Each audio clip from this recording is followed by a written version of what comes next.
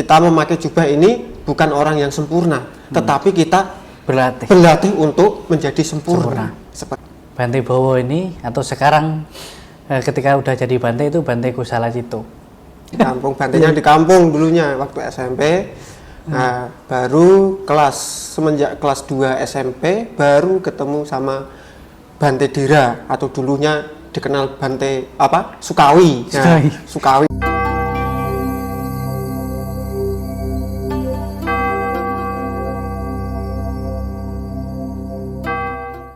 Oke, hari ini kita berjumpa lagi bersama Senandika PDP. Seperti biasa, di channel ini saya beberapa kali berbincang-bincang dengan para sahabat.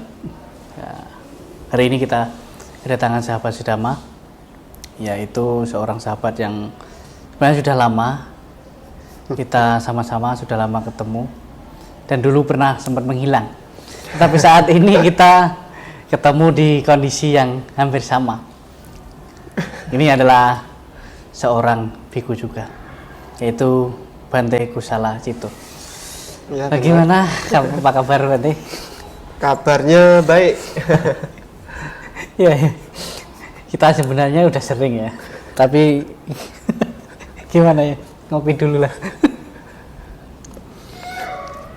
Kita udah sering ketemu, cuman yang jarang orang tahu bahwa kita itu sudah ketemu sejak masih SMP ya. Ya, masa remaja ya, Bante ya. Masa remaja ya. Ya, jadi teman-teman, ini kita dulu, sebenarnya saya dulu waktu sekolah saya duluan ya, baru waktu itu Bante. Oh ya, waktu dulu kan kita saya kan sekolahnya di luar kota waktu itu, keluar dari kampung. Di kota lah ya. Ya, di Semarang kan. Saya kan di kampung kan. Nah, di kampung. Bantenya di kampung dulunya waktu SMP. Nah, baru semenjak kelas 2 SMP baru ketemu sama Bante Dira atau dulunya dikenal Bante Sukawi. Nah, Sukawi. Ya. Kartu ini. Ya, dulu sempat satu wihara juga karena Bantenya juga tinggal di kampung saya. Nah, itu. Ini yang sering saya katakan di podcast, di mana saya mempelajari ajaran Buddha waktu itu di kampung beliau. Ini sebenarnya waktu itu setelah saya jadi Samanera, hampir waktu itu nama aslinya dulu Wibowo. Surya Wibowo ya? Setio. Oh, Setio Wibowo. Dan waktu itu saya pas sudah jadi Samanera, hampir berapa tahun lah, hampir 3 tahun lebih ya. 3 tahun. Hampir 3 tahun. Wibowo itu waktu itu ada menghubungi saya, tapi dalam beliau ini waktu masih umat. Jadi pas saya Samanera, Bante Bowo ini atau sekarang ketika udah jadi Bante itu Bante Kusala Cito. Ya, Bante Kusala Cito aslinya dari Jepara, Jawa Tengah. Ceritanya itu kita reuni justru bukan di sekolah, tetapi setelah jadi Bante ya. Jadi Bante. Setelah jadi Samanera. Itu sekitar tahun berapa kita ya? 2013 setelah saya lulus SMA. Bantenya ke Medan. Saya SMP, langsung jadi Samanera. Ya.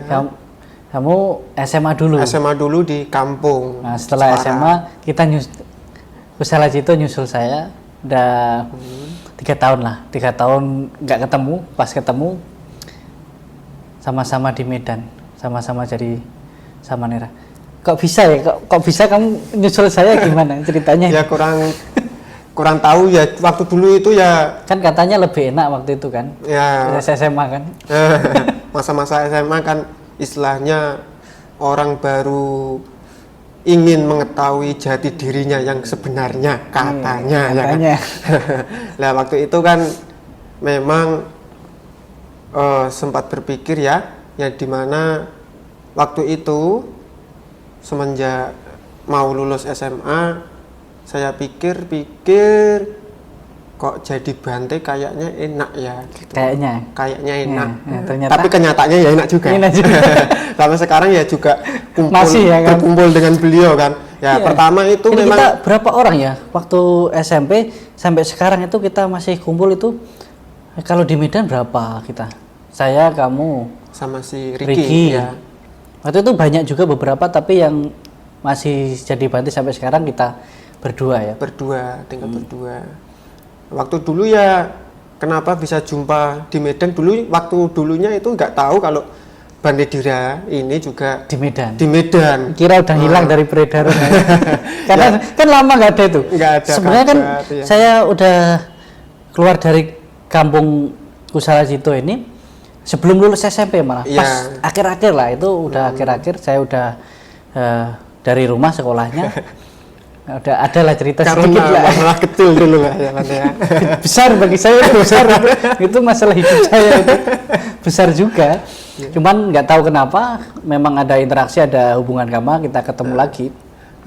Waktu dulu saya memang ingin coba-coba. Nah, kenapa saya milihnya di Medan? Ya Bante Dira juga Di bilang Medan. tadi, kenapa kok bisa jumpa kita di Medan ini ya kan, di kota yang sama.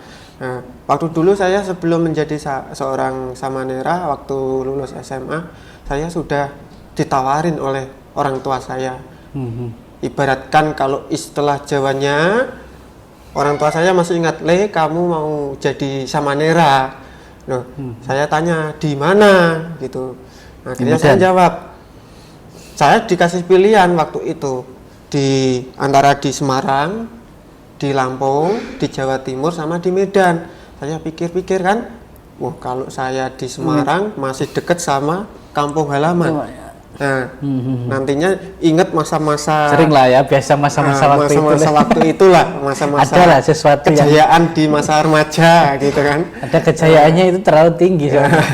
Akhirnya saya memilihnya mending saya ke Luar Medan. pulau lah ya. Luar pulau ataupun di yang jauh dari kampung, supaya apa? Dimana ya mungkin kalau ibaratkan pengen pulang, kalau pelatihan pengen pulang ya jauh gitu kan.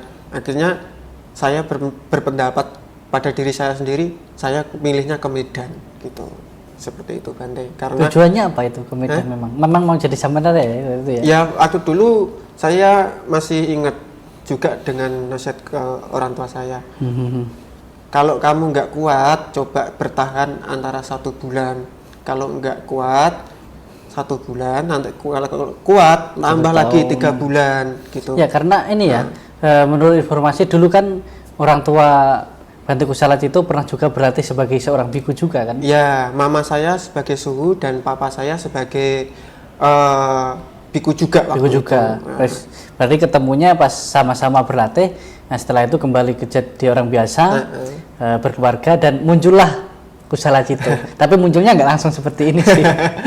Ya, istilahnya ibaratkan Bante. Meneruskan ya, berarti meneruskan perjuangan orang tua. Nah, tapi meneruskan perjuangan orang tua di situ juga memutus tali keturunan lah. Ya, sering yang saya bilang kan, karena kita manusia itu tidak cukup berkembang biak, tapi harus ada yang berkembang baik juga. Betul Bante. Iya. Ya dimana kalau jadi seperti ini, memakai jubah seperti ini kan ibaratkan kita dimanapun kita berada, kita juga berlatih gitu kan. Ya, berlatih untuk apa? Untuk yang Bante sampaikan tadi, yaitu untuk melatih yang namanya kebaikan kita. Ya karena kalau keluarga Bante Kusala Cito ini memang dari kecil, dari memang kampungnya itu semua Buddhis ya. Dan di situ juga yang sering saya sebutkan di podcast sebelum-sebelumnya itu, saya belajar benar-benar Buddhis itu di kampung itu. Jadi hampir 2 tahun lebih saya memang belajar yang setiap malam kita di sana ada ibadah kebaktiannya. Jadi kalau di tempat-tempat lain sepertinya kan 1 minggu sekali kan. Iya. Tapi kalau di Jepara ini, di wihara yang dulu kita sama-sama main ya, sama-sama jadi orang yang jaya waktu itu. Jayanya nggak tahu. Tiap jam 6 maghrib kita jam 6 sore pasti ke wihara. Nah, ke wihara itu kita nggak ke wihara, orang tua udah marah bisa ngomel-ngomel. Walaupun entah di wihara, entah kita ngapain, yang penting sampai wihara. Nah, di situ juga kan kita kalau di sana 1 bulan kita kan atas sila puasa pas masa sebelum Waisak. Iya, benar. Kita kayaknya kan ada pernah punya pengalaman lah ya. Waktu masa-masa kita kan pagi kan chanting juga. Pagi itu baca parita jam 5 kalau nggak salah ya dulu itu. Iya, jam 5. Setengah 5 pagi itu baca parita ke wihara. dan malam jam 6 ya. Jam 6. Nah, seperti traweh gitulah. Sahur sama traweh, iya. tapi ini di wihara lokasi. Di wihara. Nah, itu menjadi satu pelajaran berharga bagi saya bahwa tradisi kebudayaan di Indonesia dari berbagai agama bisa kita aplikasikan di agama manapun. Jadi kalau yang sahabat-sahabat yang umat muslim biasanya 1 bulan full ada traweh, ada sahur di masjid, kita sebagai umat Buddha kalau di Jawa ada juga hal seperti itu ya. Iya, ada. Sampai sekarang masih nggak itu? Masih ya? Seperti sebelum Waisak juga umat dari tempat tinggal saya juga masih ada menjalankan tradisi yang namanya Atasila 1 bulan full. Ya, 1 bulan full sebelum Waisak. Itu memang masih ada sampai sekarang. Ya, kalau Bante sendiri kan tumbuh memang di dalam lingkungan Buddhis ya, lingkungan Buddhis, bahkan udah nggak diragukan. Bapaknya juga pernah menjadi seorang Bante, ibunya juga pernah menjadi seorang bhikkhuni. Nah, pasti dalam pertumbuhan masa-masa kanak-kanak dan remaja itu Buddhis sekali ya. Iya. Pernah nggak ada teman dulu lah ya, kan ada teman kita yang banyak berbagai agama. Iya. Pernah nggak punya pikiran kayaknya coba yang lain boleh juga ini gitu? Oh, kalau di dalam keluarga saya Bante, yang dari mama, orang tua dari mama saya Muslim semua Bante. Dari kakek itu Muslim, dan ibu dari mama saya, nenek dari ibu saya itu Kristen. Ya, maksudnya kan dari dulu keluarga Buddhis yang dari orang tua lah ya, dari orang tua kan. Iya. Waktu sekolah, apalagi di Semarang dulu, apalagi di Jepara, apalagi teman-teman kan, saya tahu lah ya kan, saya tahu banyak kan yang nggak Buddhis juga. Pernah nggak istilahnya tertarik dengan agama lain gitu, ada nggak? Ya kalau tertarik, ya ada tertarik, tetapi kalau ibaratkan pengaruh apa itu biasa dulu?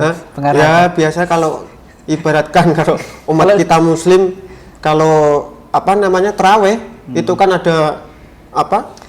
Tapi kayaknya pernah ya, takbir itu kan pernah juga berpengaruh ya, ya masa-masa kejayaan SMP SMA, pasangan atau pernah mempengaruhi ya? Kalau itu ada dikit pernah juga kan? Karena kita sebenarnya ada kisah-kisahnya itu masa itu ya biasa orang berpindah agama bukan karena mempelajari, bukan karena melajari atau memang bukan karena keyakinan dari dalam diri sendiri. Tapi kebanyakan terpengaruh perpindahan agama itu karena pernikahan kan? Pernikahan, kemudian pasangan ya pernikahan pasangan itu yang paling banyak kayaknya di Jawa Tengah begitu sih. Iya. Perpindahan agama dari Buddha ke Islam, Islam ke Buddha, Kristen ke yang lain itu lebih banyak bukan didasari karena keyakinan atau pemahaman, tapi lebih sering didasari dari pasangan. Pokoknya kalau kamu mau sama saya, ya harus masuk agama saya. Iya. Nah, banyak kan begitu kan. Itu tempat kita. Keyakinan kadangkala bukan suatu hal yang tabu kalau di Jawa kalau pindah agama itu, karena apapun agamanya kadangkala apa yang diyakininya bisa tetap dipraktekkan kan. Iya. Nah itu jadi apa sih harapan Bante? Apa benar-benar memang mau meneruskan orang tua ya? Meneruskannya bagaimana?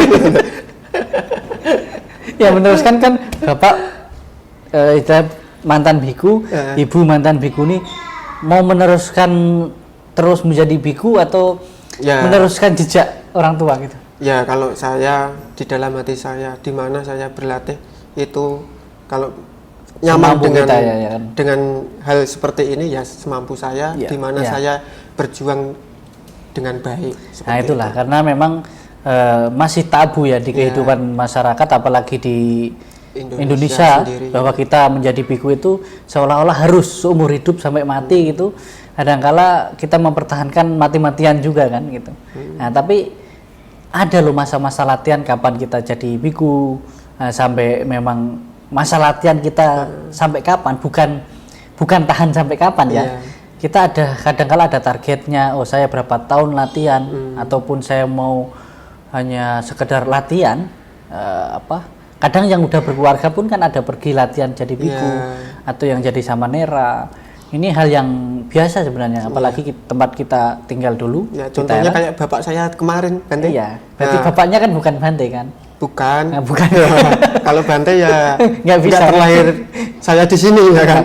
Karena seperti bapak saya Bante Dira, kemarin juga ada pelatihan Samanera ya, Samanera sementara, yaitu Walaupun sudah berkeluarga. berkeluarga udah, Nah, Pak. tetapi beliau juga sebelum menjalani pelatihan Samanera, papa saya ini juga bilang izin dengan saya juga, Bante, saya mau berlatih Samanera selama 1 bulan. Nah, Gitu. kenapa nggak sama Bante Kusarajito aja ya?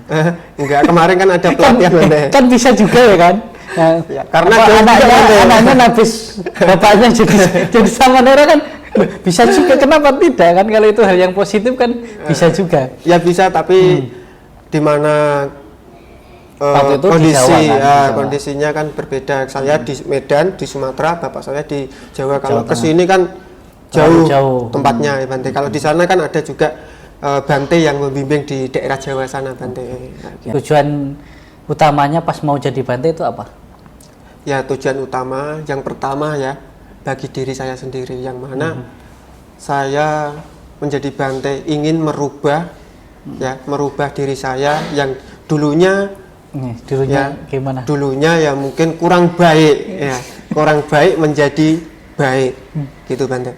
Dulunya yang kurang baik akan menjadi lebih baik dengan kalau saya memakai jubah, pastinya apapun terkontrol, apapun itu ada aturannya. Jadi kita setengil apapun kalau saya bilang, ya, tetap kita masih saya ada ini. podcast kemarin Bante katanya Bante yang tengil katanya kan, setengil apapun kita ibaratkan Ada hal-hal kontrol kita lah ya kan. Selasa apapun kita bisa mengontrol diri kita sendiri.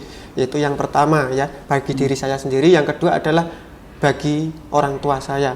Pastinya kalau saya menjadi seperti ini, orang tua pastinya akan bangga dengan kita. Dari mana dari kita melakukan, kalau memakai jubah ibaratkan kita dari pikiran, dari ucapan, dari perbuatan kita bisa terkontrol dengan baik. Banyak melakukan suatu perbuatan baik lah, walaupun saya tidak sempurna yang dibilang oleh orang-orang.